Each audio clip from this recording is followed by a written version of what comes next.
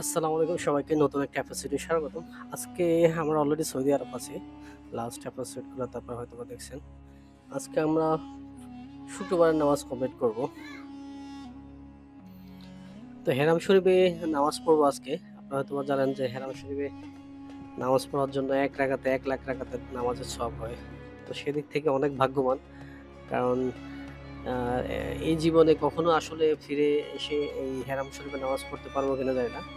তো সেই অভিজ্ঞতাটা হয়তো আজকে ইনশাআল্লাহ হবে। যাই হোক দেখেন আশেপাশে এখানে হিউজ পরিমাণ হচ্ছে কবুতর। এগুলো আসলে এখানে ওপেনই থাকে। এখানে আসলে লোকজন যারা থাকে ওরা এদেরকে খাবার দেয়। প্লাস হচ্ছে যে যারা এদিক থেকে নামাজ পড়তে আসে যায় তারা এগুলো আবার দেখে। সবাই আসলে আশেপাশে যারা আছেন তার মানে মক্কা যারা আসেন এরা সবাই এগুলোতে মক্কার আশেপাশেই সবাই থাকেন। যখন নামাজের সময়গুলো হয় যে যার মতো হচ্ছে যে ছোটাছুটি শুরু করে দেয় নামাজ পড়ার জন্য। তো সে পার্সপেক্টিভে আজকে হচ্ছে যে জুমার নামাজ। জুমার নামাজ। তো এটা আসলে অনেক ফজিলত। তো সে কারণে হচ্ছে যে ঠিক আমরা এই ১২টায় আসলে এখানে নামাজ শুরু হয়। আমরা ঠিক ১০:৩০ পরেই হচ্ছে যে ১১টার মধ্যে আমি রওনা দিছি। ১১টার ভিতরে আমরা ১১টার দিকে রওনা দিয়ে ভিতরে যাওয়া পর্যন্ত যত সময়ের ভিতরে আসলে আশেপাশে ছিলেন ওটাই আমরা দেখতে পাচ্ছি। নামাজ পড়া হয়তোবা এটা আসলে তো তখন এই মুহূর্তে ইয়ে করা যাবে। এটা আসলে দেখেন পুলিশ তারা পাহারা দিচ্ছে আশেপাশে যে কোনো কারণে ঝামেলা হচ্ছে কিনা এভরিথিং ওরা চেক করতেছে।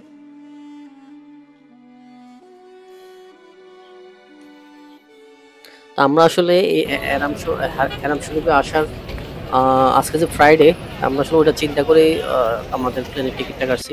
কারণ আমরা বুধবারে এখানে এসে পৌঁছাইছি। আমরা জানি যে বুধবার পরে পরের দিন হবে যে বৃহস্পতিবার তার পরের দিন শুক্রবার। তো এরকম একটা চিন্তা করে হচ্ছে যে টিকিটটা কাটছি যাতে ২ টা শুক্রবার আমরা মক্কাতে থাকতে পারি। এরকম একটা সিনারিও চিন্তা করছিলাম।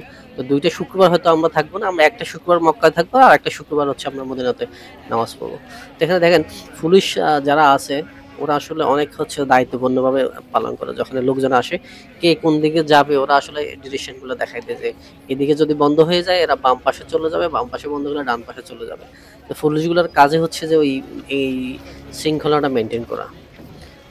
ওরা আসলে অনেক হেল্পফুল আমি যেটা দেখলাম। আপনি কখনো সেখানে কোনো কিছু আস্ক করলে ওরা হচ্ছে যে ওগুলা খুবই সুন্দরভাবে কোঅপারেট করে আপনাকে। ইভেন যদি আপনার কোনো হারাই যান ওদের কাছে যদি কোনো ফোন নাম্বার দেন ওরা দেখলাম যে ফোনে কথা বলে দেয়। ইভেন হচ্ছে যে আরেকটা কাজ করে যে যদি কারো কথা না বোঝে যদি বুঝে যে সে বাঙালি তাহলে বাঙালি কাউকে ডেকে তার সাথে তাকে মিট করে দেয়। এরকম তাদের পুলিশের হেল্পফুল দেখলাম। জিনিসটা আসলেই ভালো লাগলো। তো এটা হচ্ছে হেরাম শরীফের ভিতরের অংশটা। এই পাশে আমরা ঠিক বাম সাইড দিয়ে ভিতরে উঠলাম। উঠে আমরা উপরে নামাজ পড়বো।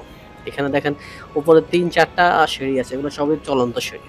প্রতিটা তালা যখন পরিপূর্ণ হবে একটা তালা শেষ হওয়ার পরে লোকজন তার উপর তলায় উঠে যাবে। এরকম সিস্টেমটা করা। চাইলে কেউ আসলে এখানে জগা শুরু করতে পারবে না। যখন একটা স্টেপ পার হবে তখন তারপরে স্টেপ হচ্ছে যে গিয়ে ওখানে বসতে হবে। আর প্রতিটা ফ্লোরেই কিন্তু লোকজন থাকে এগুলো পরিষ্কার পরিচ্ছন্ন করে রাখে। তো নামাজ শেষ করে একটু পরে বের হবো।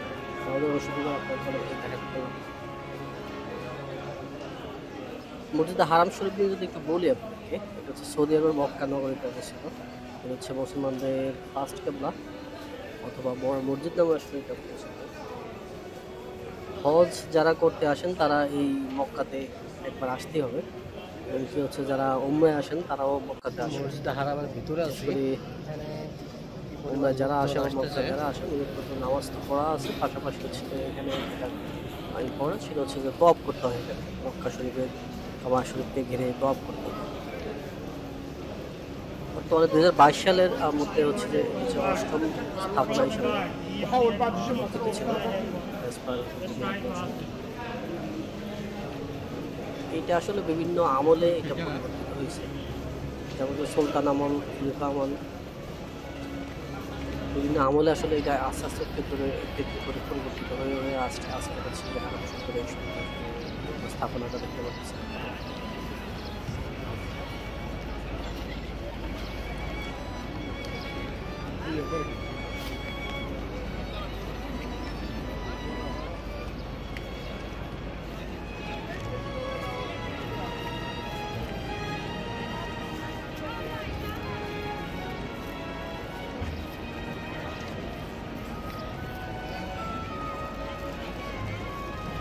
যে নামাজ পড়ার পরে আমরা আসলে বের হচ্ছি, এখানে আসলে প্রচুর পরিমাণে রোদ।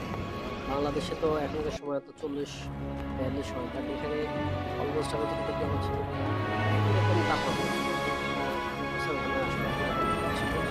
আর যেটা ইম্পর্টেন্ট সেটা হচ্ছে যে এখানে তাপমাত্রা থাকলেও এখানে এই টাইলসগুলো অনেক ঠান্ডা। বাতাস প্রবাহিত। আমার অপোজিটে যেটা দেখতেছিলাম হচ্ছে ক্লক টাওয়ার। ক্লক টাওয়ার ঠিক কাছেই হচ্ছে যে আপনার এই কাবা শরীফটা হচ্ছে হারাম। মসজিদে হারাম শরীফের ভিতরটা হচ্ছে যে কাবা শরীফ। আর ঠিক বাইরে যেটাতে আমরা এখানে হাঁটতেছি এটা হচ্ছে যে আসলে নামাজের জায়গা। সবাই নামাজ শেষ করে জায়গায় আমরা চলে যাচ্ছে। আর এখানে আসলে যেটা সবচেয়ে ইম্পর্টেন্ট সেটা হচ্ছে যে আহ, জমজম কূপের পানি খাওয়া। এটা আসলে সম্পূর্ণ ফ্রি। যত ইচ্ছে তত জমজম কূপের পানি মক্কাতে আসলে খেতে পারবে। আর চাইলে এখান থেকে বোতলভরিও নেওয়া যায়। বোতলভরি বেশি একটা অ্যালাউ করে না। যেখানে আসলে লোকজন কম থাকে ওরা আসলে ওখান থেকে বোতল খাওয়াটা অ্যালাউ করে। বাকি যেখানে লোকজন বেশি থাকে ওখানে ওরা বোতল খাওয়াটা অ্যালাউ করে না। কিন্তু কিছু সিকিউরিটি আছে ওরা আসলে এমনিতে কারোর জন্য না নেয়, বেশি বোতল ভরে আপনি নিয়ে যাবেন খারাপ হবে না। এখানে কিছু অংশ আছে আপনি চাইলে ওখান থেকে নিয়ে যেতে পারেন সব জায়গায়। এটা একটা আল্লাহর নেয়ামত, আমি জমি পানি দিতে পারি। আমি এখান থেকে যা ইচ্ছে খাবেন। কন্টিনিউ যে কূপ থেকে পানি উঠে শুনলাম যে যতটুকু পানি উঠে পড়ার দিকে পানি আমার ছিল। তো এটা আল্লাহর অবশ্যই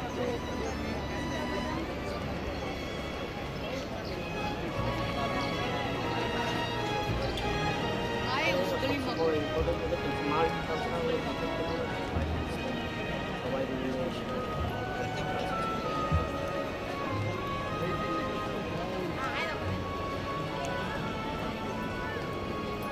নামাজ পড়ার পরে আপনি এখানে হচ্ছে ডাব্লিউসি ডাব্লিউসি